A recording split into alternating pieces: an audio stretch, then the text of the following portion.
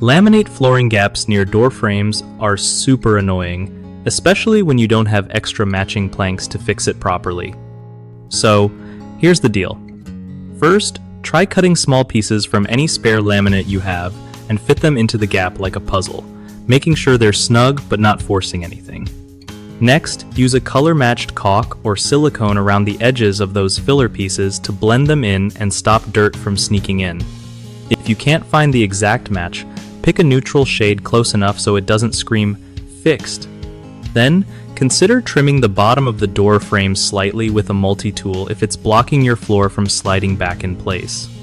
You could also cut the problem plank into smaller sections to fit better, or tuck edges under the door frame shape for a cleaner look. Another neat trick is to use a hidden area somewhere else in your house with extra laminate. Cut a plank there and swap it with the damaged section near the door.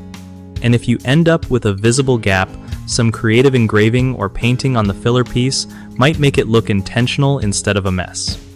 Finally, keep your tools handy because patience is key here. Rushing will just make things worse.